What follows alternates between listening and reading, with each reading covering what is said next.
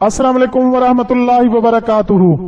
बादशाह के महल में सफाई करते जब एक भंगी की नजर मलका पे पड़ी और वो पहली नजर में उस पर फिदा हो गया, लेकिन अपनी हैसियत और मलका की हैसियत में फर्क देखा तो सर झुकाए वहां से चला गया। पर दिल था जो एक मुलाकात की हसरत में तड़पता रहा। इश्क की बीमारी ने जिस्मानी बीमारी का रूप लिया और वो बिस्तर पे पड़ गया। भंगी की बीवी भी इस सारे हालत से वाकिफ थी। भंगी की खराब हालत की बिना पर इसकी जगह काम पे लग गई। कई दिन तक जब भंगी मलका को वहां नजर न आया तो इसने इसकी बीवी से दरियाफ्त किया। भंगी की बीवी ये सोचकर घबरा गई कि मलका को असल बात बता दी तो न जाने क्या हाल हो हमारा।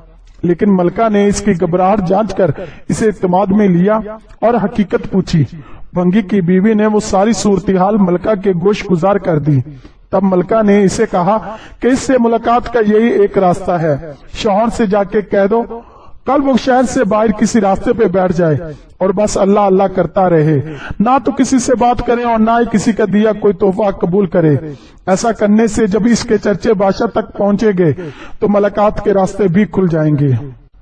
मलका का पैगाम सुनते ही भंगी की जान में जान आई और वो गधाओं का भेष बदल के एक रास्ते पे जाके बैठ गया और बस अल्लाह अल्लाह का विर्द करने लगा।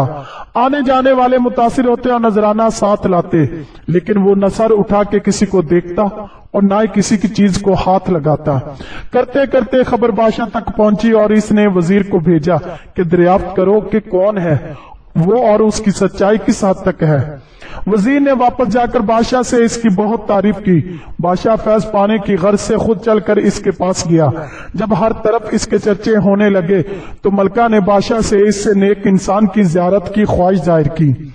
बादशाह ने इजाजत दे दी। इसी असना में जब भंगी को इस बात का एहसास हुआ कि अब तक वो दिल से नहीं सिर्फ एक दुनियावी मकसद के तहत ही अल्लाह पाक के नाम की तस्बीह कर रहा था, वो झूठा है, लेकिन फिर भी अल्लाह की रहमत इस पर इस कदर है कि लोग इसके सामने झुक रहे हैं।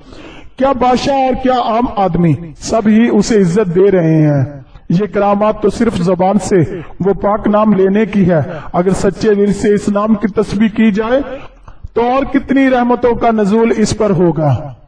जब मलका इसके पास पहुंची तो इसने सर उठा के इसकी तरफ ना देखा और वो रोती हुई वापस अपने महल चली गई। बेशक इस पाक जात का जिक्र अपने आप में एक रहमत है। दोस्तों, अगर मेरी वीडियो पसंद आई हो तो मेरे चैनल नवाब टीवी को लाइक, शेयर और सब्सक्राइब कर दें। साथ ही बेल आइकॉन को प्रेस कर दें ताकि मेरी हर आने वाली वीडियो आप तक आसानी से पहुंच सके। शुक्रिया।